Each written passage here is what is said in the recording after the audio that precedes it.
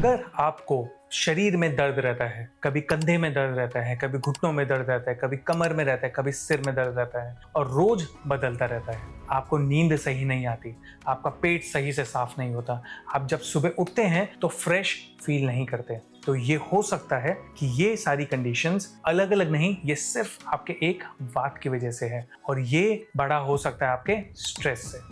स्वागत है आपका तुलसी आयुर्वेदा में। मैं हूं डॉक्टर अंकित अग्रवाल। आज मैं आप सबकी मदद करूंगा। अगर आपका वात स्ट्रेस की वजह से बढ़ा हुआ है तो क्या चीज़ें आपको करनी चाहिए जिससे आप अपनी बीमारी को ठीक कर सकते हैं या काफ़ी हद तक बिल्कुल नॉर्मल कर सकते हैं। सबसे पहली चीज़ ये समझिए कि हमें लगता है कि बीमारी सिर्फ शरीर में होती है। अगर कहीं दर्द है, पेट में कोई दिक्कत है, तो यही एक बीमारी होती है। बट आप हमेशा एक चीज भूल जाते हैं कि कोई भी बीमारी सिर्फ शारीरिक नहीं होती, वो बीमारी हमेशा शारीरिक और मानसिक होती है।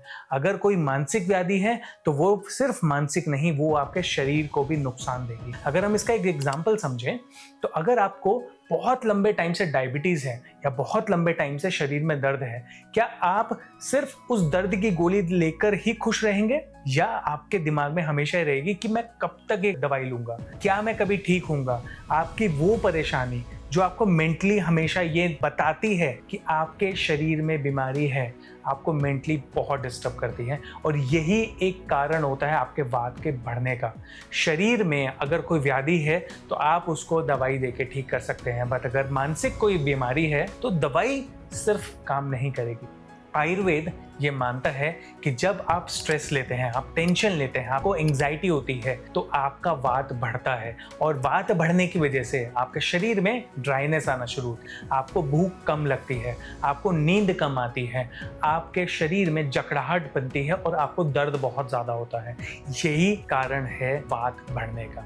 अब इसको ठीक कैसे किया जाए? कुछ सिंपल से 5 चीज़ें मैं आपको बताऊंगा जिससे आप अपना स्ट्रेस प्लस वात दोनों को खत्म कर सकते हैं। पहली चीज, वात को ठीक करने का सबसे अच्छा तरीका है स्नेहन। मतलब आपको शरीर में ऑयलिंग करनी होगी जिससे वात को ठीक किया जा सके। अब समझिए, वात की नेचर होती है ड्राइनेस वाली।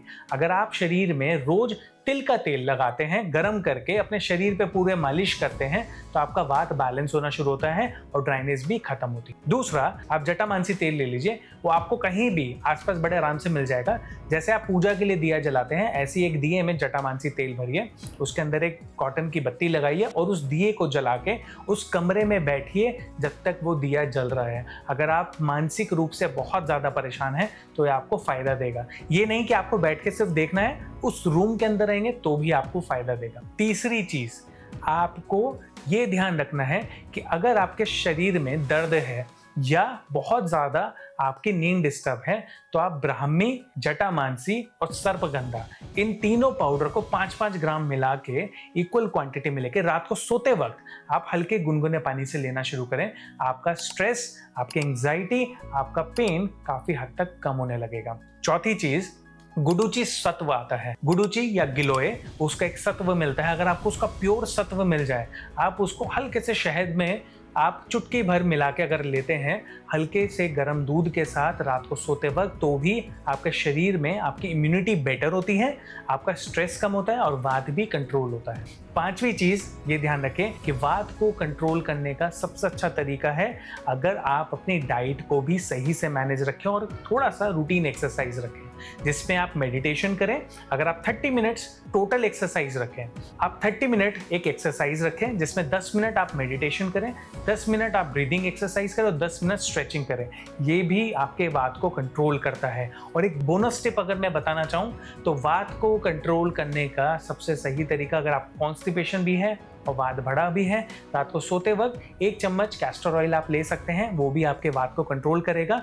या आपको हार सिंगार के फूल और पत्ते लेकर आप उसकी चाय बना के पीना शुरू करें। मुझे कमेंट में बताइएगा अगर ये आपको मदद करी है ये वीडियो, और उन सब तक जरूर भेजिएगा जिनको स्ट्रेस बहुत रहता है, वात बढ़ा रहता है और शरीर के अंदर ये बीमारियां बनी रहती है। अगर बहुत लंबे टाइम से आपको ये दिक्कत है तो आप हमसे कनेक्ट कर सकते हैं, अपना अपॉइंटमेंट बुक कर सकते हैं और अपनी बीमारी को जड़ से खत्म कर सकते हैं, क्योंकि बीमारी के साथ जीना समझदारी नहीं है, बीमारी को खत्म करना ही सही चॉइस है। Thank you.